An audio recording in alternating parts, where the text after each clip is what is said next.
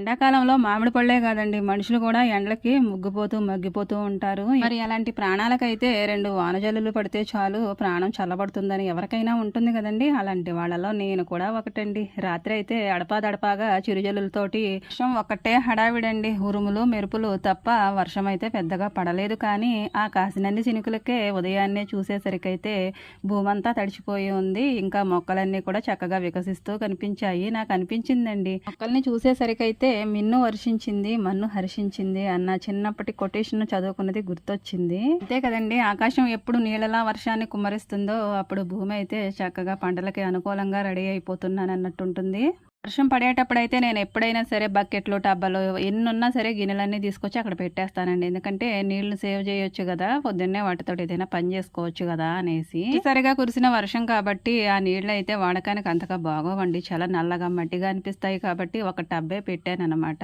ఎందుకో తెలియదండి, వర్షం నీళ్ళని చూస్తే మనసుకు ఏదో సంతోషం. ఎందుకంటే ట్యాప్ లో నుంచి వచ్చిన నీళ్లు మనం రోజు చూస్తూనే ఉంటాం కదా, కానీ ఆకాశం నుంచి ఎక్కడి నుంచో పైనుంచి వస్తాయి కదండి. వాడి నీళ్లను చూసినా వాటితో ఏదైనా పని చేసినా ఏదో సంతోషం ఉంటుంది కదండి. ఒకరి వానల కోసం ఎదురు చూసే వాళ్ళు ఎవరైనా సరే తప్పకుండా ఈ నీళ్లను ఇష్టపడతారండి. మధ్యకాలంలో వర్షాలు ఎక్కువైపోయి వరదలు ముంచెత్తుతూ ఉంటే చాలా భయమేస్తుంది. కానీ మొదట్లో కురిసే వర్షాలు వేడిమి నుంచి మనల్ని కాపాడతాయి కదండి, అందుకే ఆ ఇష్టం అన్నమాట. నేనైతే ఆ నీళ్లతోనే కళ్ళాపైతే చల్లానండి. ఇంకా మిగతా నీళ్ళన్నీ అలా ఉంచాను, గిన్నెలు తోమేటప్పుడు వాడొచ్చు అనేసి. తోమడానికైతే మరీ మురుగ్గా ఉంటాయి కదండి, నల్లగా ఉంటాయి వర్షపు నీళ్లు. చూరు కింద నుంచి వస్తూ ఉంటే వాటినైతే గిన్నెలన్నీ తడిపేసాను.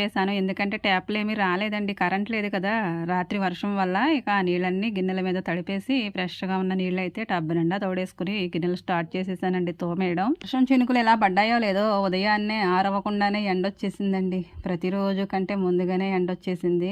ఆ ఎండను చూసేసరికి ఒక్కసారిగా నీరసం అయితే మరలా స్టార్ట్ అయిపోయిందండి. అయినా ఏం చేస్తాము, పనులు అయితే చేసుకుంటాం కదండి. ఎండొచ్చినా వానొచ్చినా ఏదొచ్చినా పనులు అయితే తప్పవు. తోమడం అయిపోయిన తర్వాత పొయ్యి అంటించి నీళ్లు కాచి వాటిలో కొద్దిగా సర్ఫ్ అయితే వేసేసి బట్టలు అయితే నానబెట్టానండి. టవల్స్ ఇంకా బెడ్షీట్లు అలాంటివి వేడి నీళ్ళలో పెడతాను. ఆ తర్వాత ఎసరు పెట్టేసి అన్నం కూడా వండేసుకుంటున్నానండి. ఒక పక్కన దాన్ని చూసుకుంటూనే ఈ గ్యాస్ దగ్గర అయితే టిఫిన్ పని చూస్తున్నాను. ఎర్ర రవ్వతోటి ఉప్మా చేస్తున్నానండి. తెల్ల రవ్వ అయితే పోసేటప్పుడు ఒక చేత్తో తిప్పుతూ ఒక చేత్తో పోస్తూ తిప్పాలి. కానీ ఈ ఎర్ర రవ్వతోటి అయితే చాలా ఈజీగా చేసేసుకోవచ్చండి. జస్ట్ అలా పోసేసుకుని కలిపేసుకుంటే రవ్వ రవ్వలా పొడి పొడిలాడుతూ ఉంటుంది.